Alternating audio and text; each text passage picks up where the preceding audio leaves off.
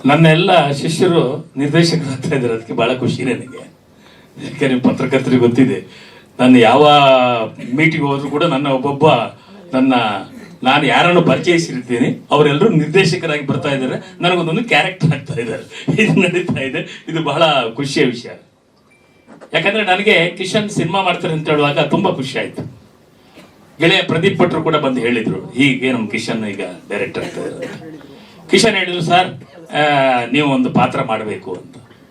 ಯಾಕಂದ್ರೆ ಕಿಶನ್ ಇಂಡಸ್ಟ್ರಿಯಲ್ಲಿ ಬಹಳಷ್ಟು ವರ್ಷಗಳಿಂದ ಇದು ಮಾಡಿದ್ದಾರೆ, ನನ್ನ ಸೀರಿಯಲ್ಗಳಲ್ಲಿ ನೋಡಿದ್ದಾರೆ. ಆಮೇಲೆ ನಂದು ರಣರಣಕ ಸಿನಿಮಾದಲ್ಲಿ ಅವರೊಬ್ಬರು ನಟನಾಗಿ ಅವ್ರನ್ನ ನಾನು ಪರಿಚಯಿಸಿದೆ.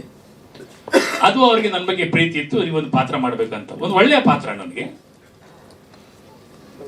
ಒಂದು ಹೆಣ್ಣಿನ ತಂದೆಯಾಗಿ ಈಗಿನ ಜನರೇಷನ್ ಯಾವ ರೀತಿ ಬದಲಾಗಿದೆ, ಹಿಂದಿನ ಜನರೇಷನ್ ಯಾವ ರೀತಿ ಇತ್ತು, ಇದರ ನಡುವೆ ಯಾವ ರೀತಿ ತಾಕಲಾಟ ಆದ್ರೆ ಏನು ಪ್ರಾಬ್ಲಮ್ ಆಗಬಹುದು, ಅದನ್ನೆಲ್ಲ ನಿವಾರಿಸಿಕೊಂಡು ಒಬ್ಬ ತಂದೆಯಾದವರು ಮಗಳಿಗೆ ತೋರುವಂತ ಒಂದು ಒಳ್ಳೆಯ ದಾರಿ,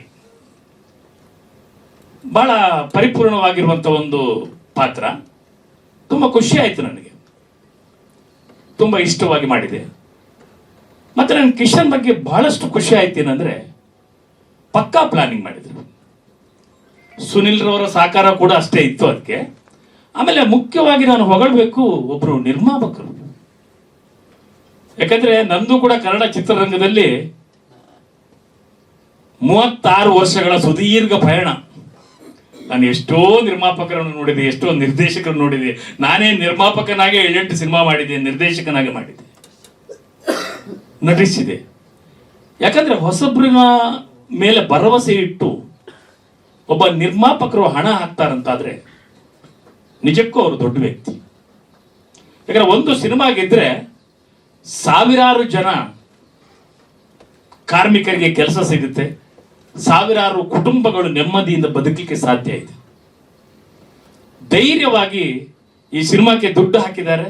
ಅವರು ಹಾಕಿದ ದುಡ್ಡಿಗೆ ಸರಿಯಾಗಿ ನಮ್ಮ ಕಿಶನ್ ಅವರಿರ್ಬೋದು, ಸುನಿಲ್ ಅವರು ಇರ್ಬೋದು, ಪ್ರದೀಪ್ ಭಟ್ ಇರ್ಬೋದು, ಮುಖ್ಯವಾಗಿ ನಮ್ಮ ಕ್ಯಾಮರಾಮ್ಯಾನ್ ಜೀವನ್ ರವರು ಎಲ್ಲರೂ ಬಹಳ ಅದ್ಭುತವಾಗಿ ಒಳ್ಳೆಯ ರೀತಿಯಲ್ಲಿ ಕೆಲಸ ಮಾಡಿ ಕೇವಲ ಒಂದು 25 ದಿನ ಒಳಗಡೆನೆ ಚಿತ್ರೀಕರಣವನ್ನು ಮುಗಿಸಿದ್ದಾರೆ. ಪಕ್ಕ ಪ್ಲಾನಿಂಗ್ ಮಾಡಿದ್ದಾರೆ, ಅದು ಬಹಳ ಖುಷಿ ಆಯ್ತು.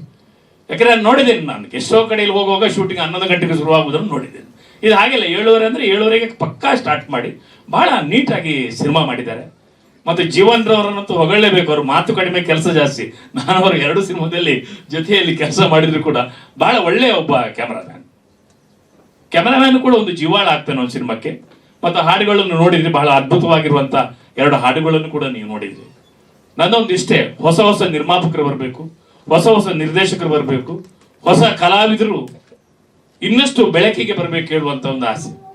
ಈ ಚಿತ್ರದಲ್ಲಿ ನಡೆಸಿದಂತ ಎಲ್ಲ ಕಲಾವಿದರು, ನಾಗೇಶ್ ಮಯ್ಯನವರು ನಾವು ಒಂದು 25-30 ವರ್ಷದ ಹಳೆಯ ಗೆಳೆಯರು, ನಾವು ಬಹಳಷ್ಟು ಸೀರಿಯಲ್ಗಳೆಲ್ಲ ಒಟ್ಟಿಗೆ ನಡೆಸಿದವರು. ಇಬ್ರು ಕೂಡ ಹೊಸ ಹುಡುಗಿಯರು. ಆಮೇಲೆ ಆ ಮಗು ಒಂದು ಬಹಳ ಚೆನ್ನಾಗಿ ಮಾಡಿತ್ತು.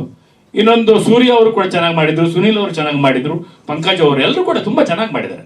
ಸಿನಿಮಾ ತುಂಬಾ ಚೆನ್ನಾಗಿ ಬಂದಿದೆ. ನಾನು ಡಬ್ಬಿಂಗ್ ಟೈಮ್ನಲ್ಲೂ ಸಿನಿಮಾ ನೋಡಿದೆ, ಅಲ್ಲೇ ನನ್ಗೆ ಗೊತ್ತಾಯ್ತು. ಒಂದು ಒಳ್ಳೆಯ ಪ್ರೀತಿಯ, ಅಂದ್ರೆ ಒಲವಿನ ಪಯಣ ಅಂತಲೇ ಹೆಸರಿಟ್ಟಿದ್ದಾರೆ. ಅಂದ್ರೆ ಪ್ರೀತಿಯ ಮುಖಗಳು ಗಳಿಗೆಗಳಿಗೊಂದ್ಸಲ ಬದಲಾಗ್ತಾ ಇರ್ತದೆ. ಅದೆಲ್ಲವನ್ನು ಕೂಡ ನೀವು ತೆರೆ ಮೇಲೆ ಬಂದಾಗ ಆ ಅನಿರೀಕ್ಷಿತ ತಿರುವುಗಳೆಲ್ಲ ನಿಮಗೆ ಅಲ್ಲಿ ಗೊತ್ತಾಗ್ತದೆ. ಈಗಲೇ ನಾನು ಕಥೆ ಹೇಳಬಾರದು, ಅದು ಬಹಳ ತುಂಬಾ ಚೆನ್ನಾಗಿದೆ. ಎಲ್ಲ ಕುಟುಂಬ ಸಮೇತರಾಗಿ ನೋಡುವಂತ ಒಂದು ಒಳ್ಳೆಯ ಸಿನಿಮಾ ಮಾಡಿದ್ದಾರೆ. ಇವರೆಲ್ಲರಿಗೂ ಒಳ್ಳೆಯದಾಗಲಿ ಅಂತ ಹೇಳಿ ನಾನು ಹಾರೈಸಿ ನನ್ನ ಮಾತು ಮುಗಿಸ್ತೇನೆ. ನಮಸ್ಕಾರ, ಜೈ ಕರ್ನಾಟಕ. ಸ್ವಾದಿಷ್ಟತೆಯ ಸ್ವಾದ, ತಾಜಾತನದ ಆಹ್ಲಾದ, ಉತ್ತಮ ಆರೋಗ್ಯ ಮತ್ತು ಹೆಚ್ಚಿನ ರೋಗ ನಿರೋಧಕ ಶಕ್ತಿಯ ವೃದ್ಧಿಗೆ ಈಗ ನಿಮಗೆ ಸಿಗುತ್ತಿದೆ ಉತ್ತಮ ಗುಣಮಟ್ಟದ ಪೌಷ್ಟಿಕಾಂಶ Shri Vaidik millet health mix. ಇದು ಸಿರಿಧಾನ್ಯಗಳ ಸಂಪತ್ತು.